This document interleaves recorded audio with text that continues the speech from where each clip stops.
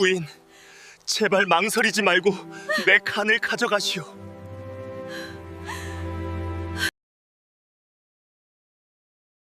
어이, 덕칠이! 너 오늘 개탄 줄 알아라? 우리가 특별히 너 장가가는 날로 정해줬으니까! 마을의 남봉꾼 칠성이가 덕칠의 덜덜 떨리는 어깨를 툭 치며 비열하게 웃었습니다. 살을 애듯 차가운 김포 벌판의 겨울바람이 덕칠의 다해진 누더기 틈새로 사정없이 파고들었지만 덕칠은 그저 해벌쭉 웃으며 지게의 작대기를 꼭 쥐었습니다. 칠성아, 장가라니? 나 같은 바보한테 누가 시집을 온다고 그래? 농담 말어. 덕칠의 말에 옆에 있던 만수가 낄낄거리며 거들었습니다. 농담이라니, 이 고개 알지? 선앙고개. 여기서 오늘 마지막으로 넘어오는 여자가 바로 내 각시다. 할멈이 오면 할멈이랑 살고, 걔가 지나가면 걔랑 사는 거야. 그게 바로 길장가라는 거다, 이 바보야. 청년들은 덕칠을 고개 꼭대기 선악나무 아래에 덩그러니 세워두고는 자기들끼리 덤불 뒤에 숨어 입을 막고 킥킥 댔습니다. 덕칠은 정말로 장가를 갈 수 있을지도 모른다는 순진한 희망에 부풀어 얼어붙은 손을 호호 불며 길끝을 응시했습니다. 어머니가 늘 말씀하셨지. 착하게 살면 하늘이 돕는다고. 정말로 예쁜 각시가 오면 어쩌지? 그럼 우리 어머니 약도 지어드리고 따뜻한 이불도 새로 사드려야지. 하지만 첫 번째로 고개를 넘은 것은 허리가 잔뜩 굽은 보따리 장수 할머니였습니다. 칠성이가 배를 잡고 구르며 소리쳤습니다. 야, 덕칠아! 내 마누라 간다! 얼른 가서 업어드려야지! 덕칠은 실망한 기색이 역력했지만 꾹 참고 다음 사람을 기다렸습니다. 두 번째는 코를 흘리며 뛰어가는 꼬마 아이였고 세 번째는 장터에서 술에 취해 비틀거리는 중년 사내였습니다. 에이, 그럼 그렇지. 나 같은 놈한테 무슨... 덕칠이 포기하고 지게를 지려던 순간이었습니다. 갑자기 사방을 휘몰아치던 눈보라가 거짓말처럼 잦아들더니 고개 너머에서 은은한 달빛을 머금은 듯한 하얀 기운이 피어올랐습니다. 고아한 백마 한 마리가 천천히 다가오고 있었고 그 위에는 눈이 시릴 정도로 아름다운 소복 차림의 여인이 앉아 있었습니다. 그녀의 피부는 눈보다 희었고 입술은 핏빛처럼 붉었습니다. 바람을 타고 날아온 그녀의 분향은 이 세상의 것이 아닌 듯 매혹적이었습니다. 도련님, 이 밤중에 여기서 누구를 기다리시는지요? 여인의 목소리는 청아한 옥구슬이 은쟁반에 구르는 듯 했습니다. 장난을 치던 청년들은 숨조차 쉬지 못한 채 넋을 잃고 그녀를 바라보았습니다. 덕칠은 심장이 터질 듯 뛰기 시작했습니다. 이것은 사람이 아니라 필시 산신령이 보낸 선녀임이 분명했습니다.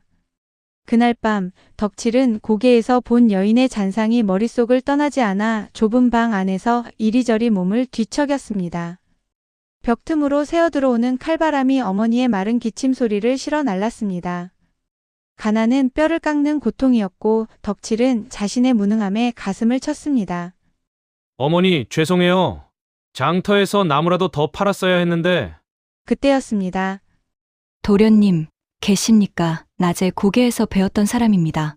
나지막하고 고운 목소리가 문 밖에서 들려왔습니다. 덕칠은 깜짝 놀라 문을 열었습니다. 그곳에는 낮에 보았던 그 신비로운 여인이 홀로 서 있었습니다. 그녀의 어깨에는 하얀 눈이 소복이 쌓여 있었고 등잔불에 비친 그녀의 그림자는 왠지 모르게 길고 기묘하게 일렁였습니다. 아니, 이 밤중에 여긴 어찌? 갈 곳이 없으신 겁니까?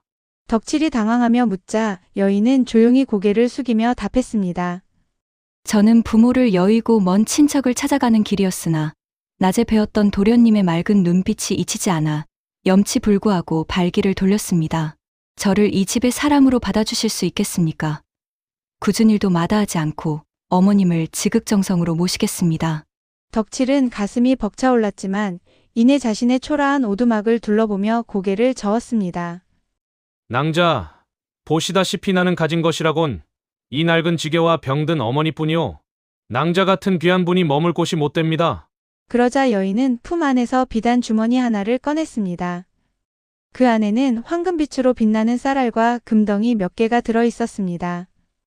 이것은 제 부모님이 남겨주신 유산입니다. 이것으로 집을 고치고 어머님께 약을 다려 올리겠습니다.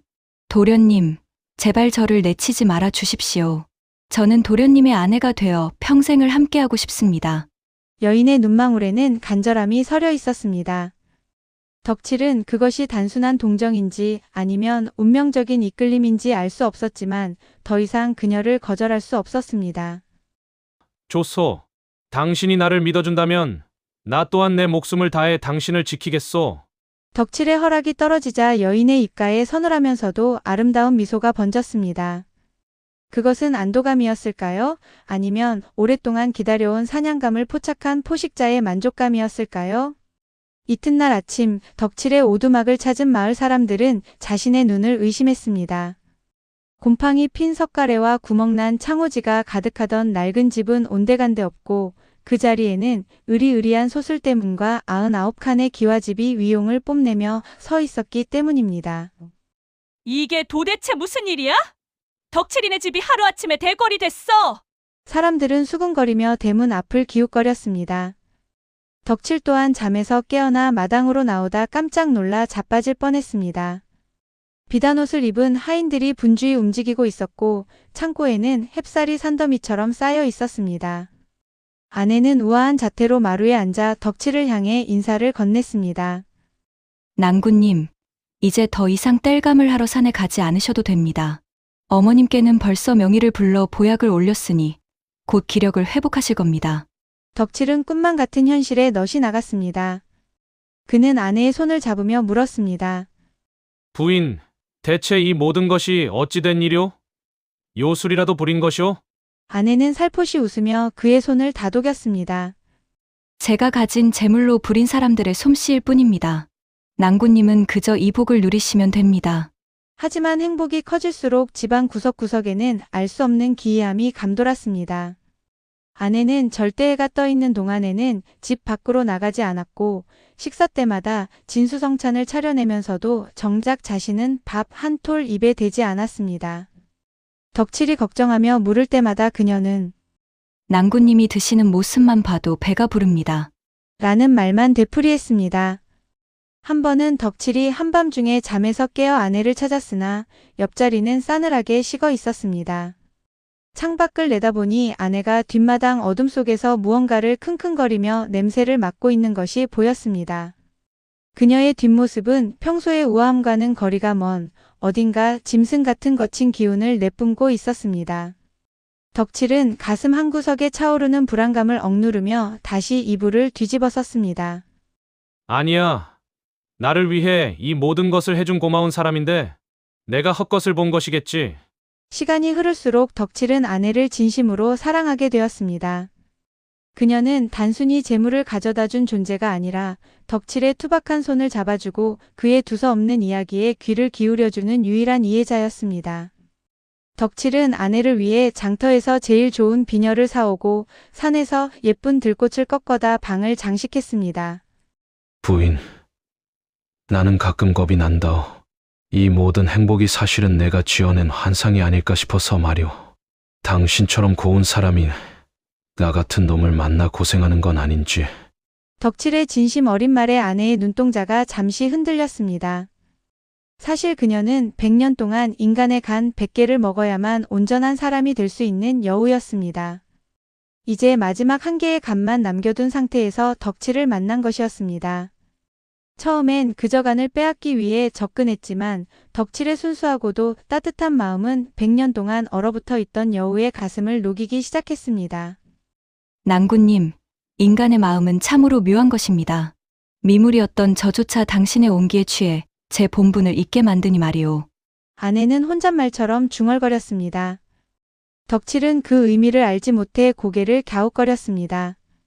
아내는 덕칠의 무릎을 베고 누워 밤하늘의 달을 바라보았습니다.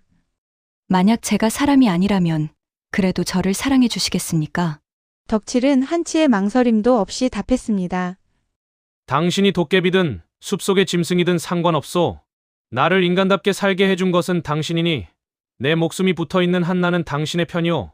그 말은 아내에게 세상 그 어떤 달콤한 말보다도 가혹하게 다가왔습니다. 기한은 다가오고 있었고 새벽 닭이 울기 전까지 남편의 간을 취하지 못하면 그녀는 인간이 되지 못하고 소멸할 운명이었습니다. 사랑할수록 죽여야 하고 지키고 싶을수록 빼앗아야 하는 모순 속에서 아내는 밤마다 피눈물을 흘리며 자신의 꼬리를 감추었습니다. 하지만 마을의 시기와 질투는 조용히 독을 품고 있었습니다. 특히 덕치를 골려주려다 미인을 놓친 칠성이는 배가 아파 견딜 수가 없었습니다. 그는 사람들을 모아놓고 은밀하게 소문을 퍼뜨렸습니다. 뭐라고? 저게 사람 집이야? 하룻밤 사이에 기와집이 생기는 게 말이 돼? 저건 필시 여우가 둔갑한 거야. 덕칠이 저 멍청한 놈은 제 간이 뽑히는 줄도 모르고 해벌쭉 웃고 있다니까. 칠성이는 장터에서 돌아오는 덕치를 길목에서 가로막았습니다. 그의 손에는 종이에 쌓인 무언가가 들려 있었습니다. 이봐 덕칠이, 내 마누라가 진짜 사람인지 궁금하지 않아? 내가 비책을 알려주지. 여우는 인간의 음식은 못 먹어도 이 썩은 고기 냄새에는 환장을 하거든. 오늘 밤 이걸 마누라 머리맡에 두고 지켜봐. 만약 마누라가 이걸 먹는다면 넌 당장 도망쳐야 해. 안 그러면 내일 아침 내 가슴은 텅 비어 있을 거다. 덕칠은 처음엔 칠성이의 뺨을 때리며 화를 냈습니다. 닥쳐라. 내 아내를 모욕하는 놈은 용서치 않겠다. 하지만 집으로 돌아오는 길 아내의 기이한 습관들이 머릿속을 스쳐 지나갔습니다. 밥을 먹지 않던 모습, 밤마다 사라지던 발소리, 그리고 가끔 눈동자가 노랗게 번뜩이던 순간들. 그날 밤 덕칠은 침침한 등잔불 아래서 아내의 자는 얼굴을 내려다보았습니다. 너무나 고운 얼굴이었지만 칠성이가 준 썩은 고기의 악취가 코끝을 찌르자 의심의 싹이 걷잡을 수 없이 자라났습니다. 아니야. 아닐 거야. 하지만 확인만 해본다면 아니야. 그건 부인을 믿지 못하는 짓이야. 덕칠은 수천 번 갈등했습니다. 그러나 인간의 나약함은 결국 금기를 범하게 만들었습니다.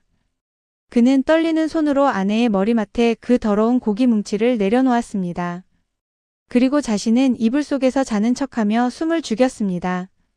방 안의 공기가 급격히 차가워졌고 어둠 속에서 누군가 부스럭거리며 몸을 일으키는 소리가 들려왔습니다.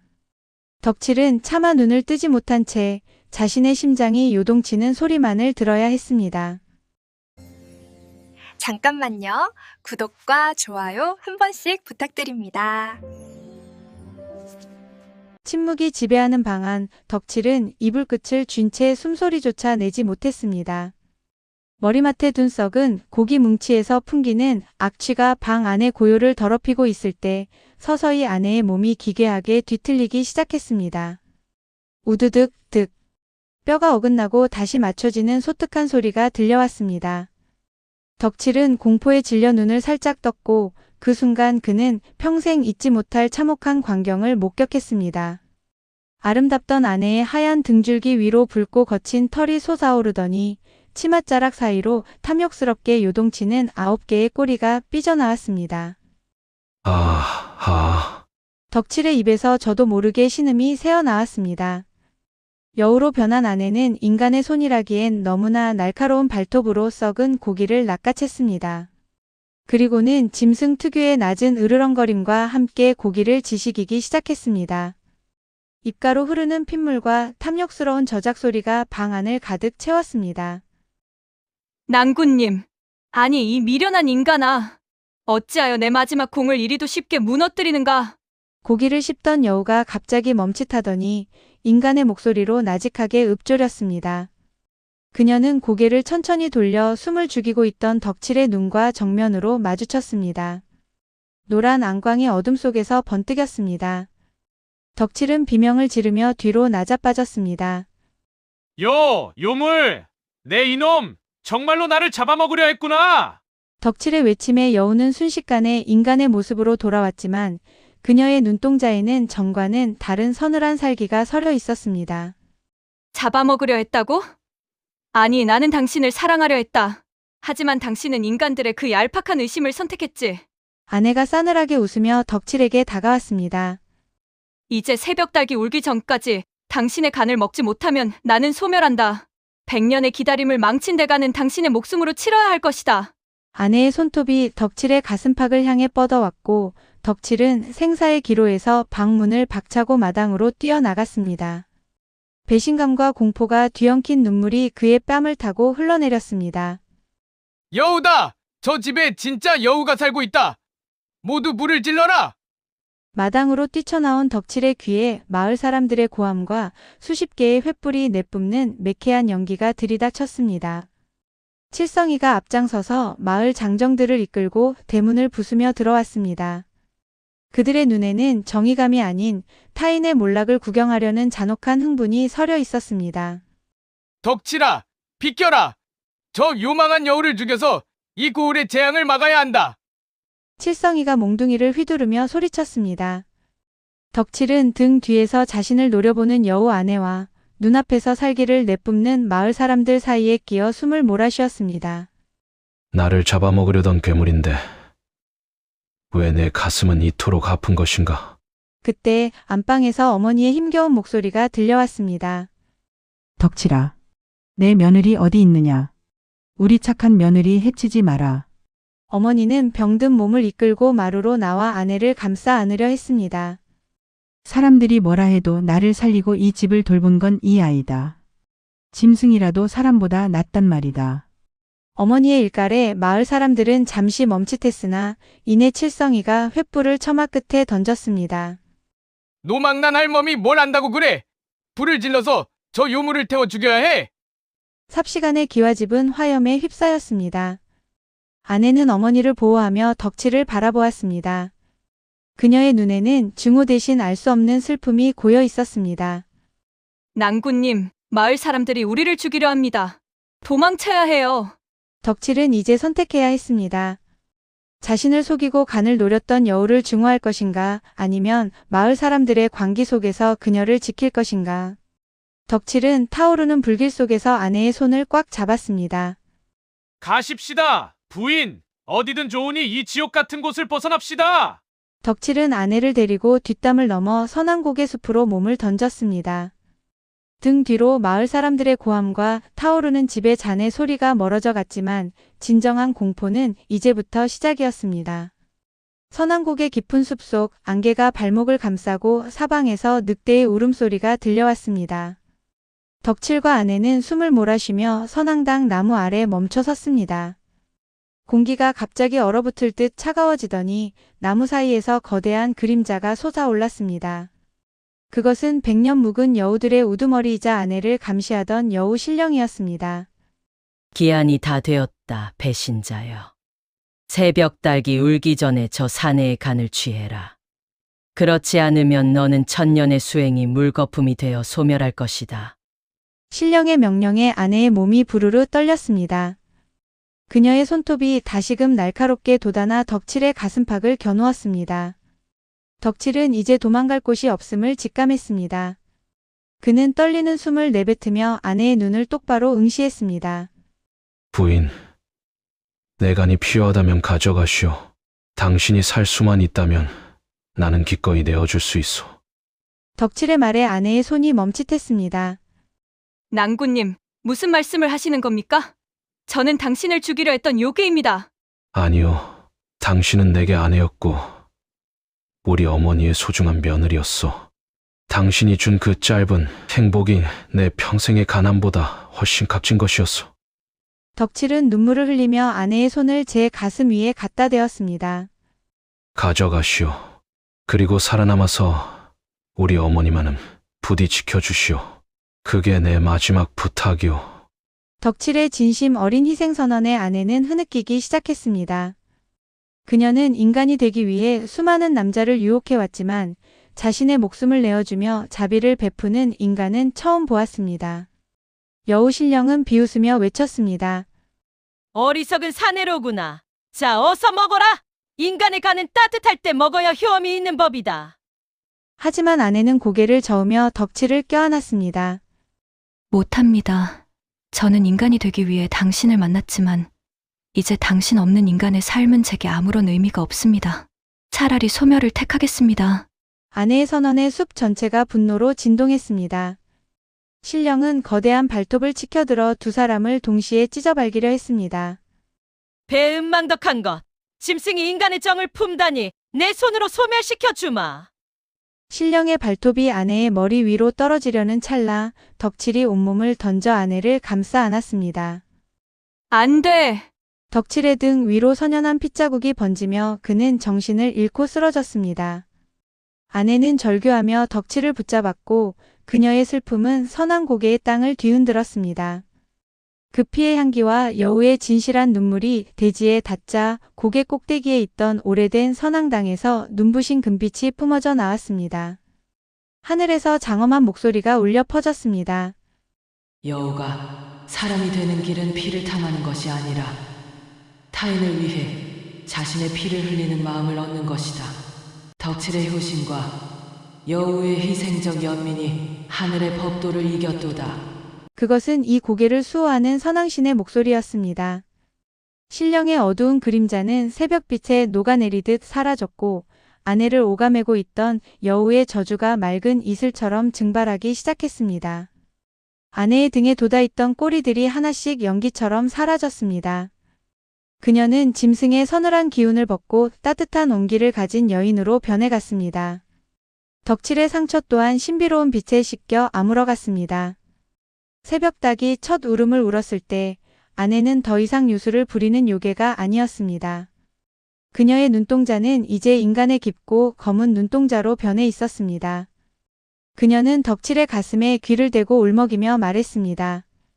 낭구님, 들리세요? 제 가슴에서도 당신과 똑같은 심장 소리가 들려요. 저 이제 정말 사람인가 봐요. 덕칠은 힘겹게 눈을 떠 아내의 얼굴을 만졌습니다. 부인, 이제는 정말 내 각시구려. 두 사람은 동쪽에서 떠오르는 찬란한 태양을 보며 서로를 꽉 껴안았습니다. 그것은 100년의 기다림 끝에 얻은 가장 평범하고도 위대한 인간으로서의 첫 번째 아침이었습니다. 폭풍 같던 밤이 지나고 덕칠의 집은 다시 예전의 초라한 오두막으로 돌아왔습니다. 하지만 그곳에는 이전보다 훨씬 더 단단하고 따뜻한 공기가 감돌았습니다. 덕칠은 예전처럼 지게를 지고 산으로 향했지만 이제는 혼자가 아니었습니다. 무명 옷을 수수하게 차려입은 아내가 그를 위해 정성껏 싼 주먹밥을 내밀며 배웅했습니다. 낭구님, 오늘은 일찍 돌아오세요. 어머님께서 좋아하시는 나물국을 끓여 놓을게요. 아내의 목소리에는 더 이상 요사스러운 기운이 없었습니다. 그녀는 이제 정말로 부엌일의 서툰 초보 주부였고 시어머니의 잔소리를 기쁘게 듣는 평범한 며느리였습니다. 덕칠은 아내의 이마에 맺힌 땀방울을 닦아주며 웃었습니다. 부인, 요술로 쌀을 만들던 그때보다 지금 당신이 해주는 이 밥이 훨씬 맛있어. 우리는 이제 정말 행복하구려. 마을 사람들은 기와집이 사라진 것을 보고 역시 여우에게 홀렸던 게 맞다며 수군거렸지만 덕칠 부부의 맑은 얼굴을 보고는 더 이상 함부로 입을 놀리지 못했습니다. 특히 악행을 일삼던 칠성이는 그날 밤의 공포 때문인지 마을을 떠나 다시는 나타나지 않았습니다. 겨울이 가고 선한 고개의 파릇한 새싹이 돋아날 무렵 덕칠과 아내는 고개 꼭대기에 작은 돌탑을 쌓았습니다. 그것은 자신들을 살려준 선왕신께 올리는 감사의 인사였습니다. 아내는 이제 더 이상 요술을 부릴 수도 없었지만 덕칠의 눈에는 세상 그 어떤 선녀보다 아름다웠습니다. 두 사람이 손을 잡고 고개를 내려가는 뒷모습 위로 따사로운 햇살이 쏟아졌습니다. 바보 덕칠과 인간이 된 여우의 이야기는 그렇게 비극이 아닌 가장 인간다운 사랑의 전설로 남아 대대손손 전해지게 되었습니다.